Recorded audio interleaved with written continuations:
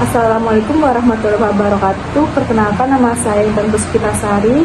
Saya dari Fakultas Kesehatan Universitas Jenderal Ahmad Yani Yogyakarta, Prodi S1 Keperawatan, nomor NPM 252201030. Di sini saya akan menggambar sel prokaryotik dan menjelaskan bagian-bagiannya untuk mata kuliah biomedik dasar. Di sini alat-alat yang dibutuhkan yaitu pensil, penghapus, dan pensil warna.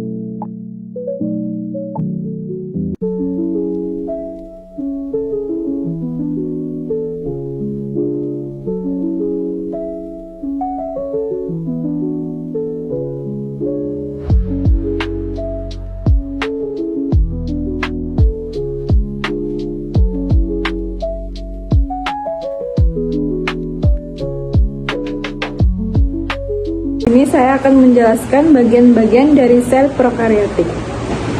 Oke, jadi yang pertama adalah pili. Pili adalah struktur yang berbentuk seperti rambut halus yang menonjol dari dinding sel. Fungsi pili adalah sebagai tempat masuknya bakteri genetik selama perkawinan dan membantu melekatkan diri pada jaringan hewan atau tumbuhan. Yang kedua yaitu plasmid. Plasmid adalah DNA ekstra kromosonal yang berukuran lebih kecil dari kromosom dan berbentuk sirkuler. Fungsi plasmid adalah membawa sifat esensial dari DNA yang memberi keuntungan pada sel prokariotik seperti resistensi antibiotik, virulensi yaitu kemampuan menyebarkan penyakit, dan konjungsi yaitu berbagi plasmid dengan sel prokariotik lain. Yang ketiga yaitu ribosom.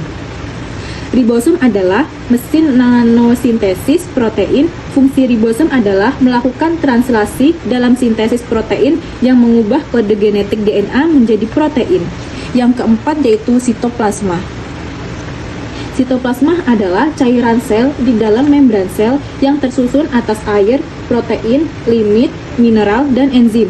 Fungsi sitoplasma adalah sebagai tempat berlangsungnya reaksi metabolisme dan menyimpan cadangan makanan dalam bentuk granula tidak larut air.